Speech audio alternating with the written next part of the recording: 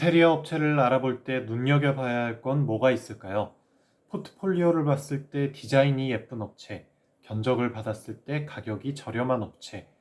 물론 모두 중요한 요소지만 더 중요한 건 따로 있습니다. 종합공사는 단순히 벽에 도배만 새로 하거나 장판을 교체하는 수준을 넘어섭니다. 집안에 존재하는 여러 내장재들을 철거하고 또 차례대로 다시 시공하는 공사이기 때문에 업체의 대표 혹은 실장, 또 현장을 관리하는 직원이 포함된 모든 공정들을 잘 이해하고 순서를 조율하는 게 굉장히 중요합니다.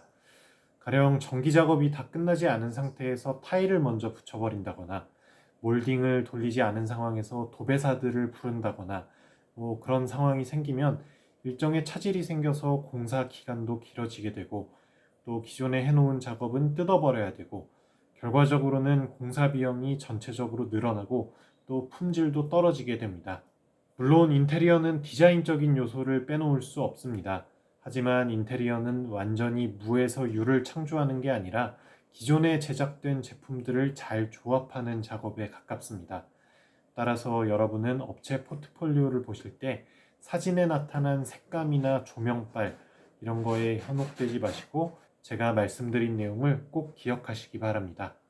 자, 그러면 인테리어 업체를 알아보는 방법은 어떤 게 있을까요? 우선 그 경로에 따라 오프라인으로 발품을 파는 방법, 그리고 온라인으로 손품을 파는 두 가지 방법을 생각해 볼 수가 있습니다. 이 주택가나 아파트 단지를 지나다니다가 인테리어 간판들을 많이 보셨을 겁니다. 한 동네에서 오랫동안 영업을 해온 업체가 가질 수 있는 가장 큰 메리트는 경험치가 아닐까 생각하는데요. 일단 그 동네의 특성이나 아파트 단지의 구조, 또 주의해야 할 점 등등을 줄줄이 꿰고 있을 가능성이 많고요.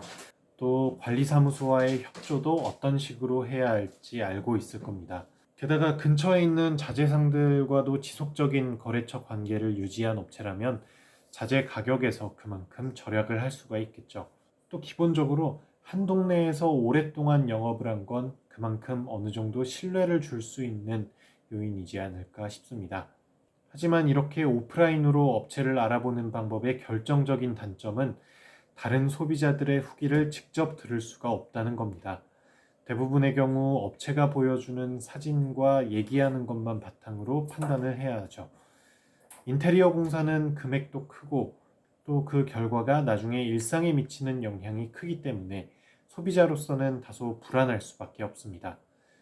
또 한 동네에서 비슷비슷한 작업을 계속해온 업체의 경우 물론 전부 다 그런 건 아니지만 지금 인테리어 공사를 새로 하는 젊은 세대들과는 미적인 감각이 조금 다를 수가 있겠죠.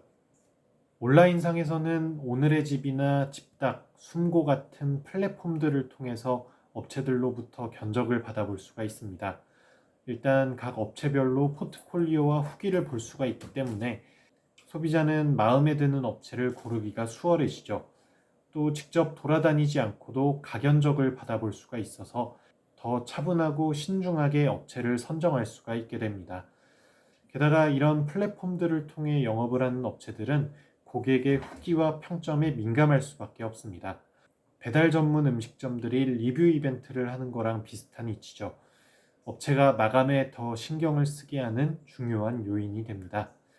저는 지금 인테리어 공사를 새로 알아보실 분들께는 이 플랫폼을 활용한 방법을 굉장히 추천하는데요. 이 실내 건축 업계에서 제가 일하면서 정말 많은 의문을 가졌던 게 견적의 투명성에 대한 거였습니다. 이런 부분을 상당히 해소해 주는 게 이 플랫폼들 아닐까 싶습니다.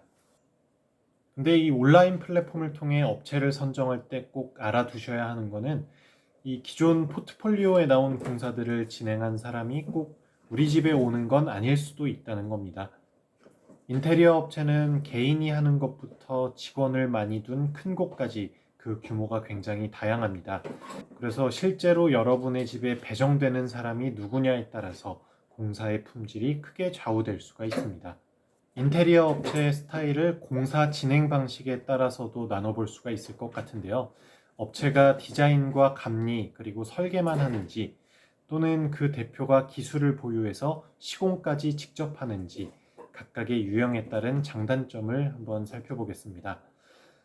우선 디자인과 설계, 감리만 하는 업체는 그만큼 그 분야의 전문성이 뛰어나서 최신 유행하는 디자인과 시공법, 또 트렌드에 더 빠삭할 가능성이 크죠. 그리고 이런 업체는 각 공종별로 본인들의 요구를 충족시켜주는 기술자 팀과 지속적인 관계를 유지하는 게 일반적입니다. 이 각 분야별로 선수들을 부르는 거니까 그래서 개별적인 공종들을 떼어놓고 봤을 때는 완성도가 굉장히 높아지죠. 하지만 실제 시공을 하는 사람이 공종 전체를 책임지는 사람이 아니기 때문에 자칫하면은 딱 내가 하는 것만 잘하면 되지라고 생각하고 작업을 할 수가 있습니다. 그래서 감리에 그만큼 신경을 쓰고 각 팀별로 작업 순서나 영역 부분에서 교통 정리를 잘 해줘야 합니다. 또 각 분야별로 선수들을 부르기 때문에 인건비 측면에서 절감이 될 여지가 많이 없습니다. 또 각기 다른 팀이 올 경우에 여러 공종을 한꺼번에 진행하기가 어렵기 때문에 기간도 그만큼 늘어나게 되죠.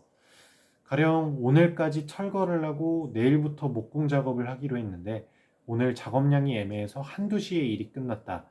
그런데 철거팀에게 목공을 시킬 수도 없고 목공팀이 오후에 좀 일찍 하루 일찍 들어오라고 할 수도 없는 노릇이라서 결국 공종 사이사이에 비는 시간이 생기게 되는 겁니다.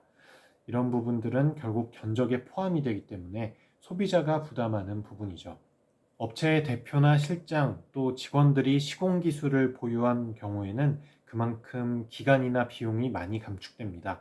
각 팀별로 일정을 조율하고 일정 맞추고 또 한 공종이 일찍 끝나서 뜨는 시간 생기고 이런 부분들이 모두 세이브가 되는 거죠. 그만큼 견적상에서 보이지 않는 거품들이 걷어지게 되는 겁니다. 그리고 본인이 직접 시공을 할 줄 알기 때문에 디자인이나 설계 초기에서부터 현실적인 제한 사항들을 생각해서 일을 진행한다는 장점이 있죠. 다만 기술자로 오랜 시간을 보내온 분들은 물론 모두가 그런 건 아니지만 최신 유행이나 트렌드가 아닌 본인이 쭉 해오던 방식을 고수하려는 분들도 있다는 걸 알아두셔야 합니다. 또 종종 자기 주력 기술이 아닌데 시공을 하려고 하다가 다소 품질이 떨어지는 결과를 낳기도 하죠. 이 영상을 보시는 여러분은 본인이 디자인에 대한 만족도를 중요시하는지 또는 공사의 가성비와 신속도를 중시하는지 이런 기준들을 잘 세워서 업체를 선정하시길 바랍니다. 영상이 도움이 되셨다면 좋아요와 구독 부탁드립니다.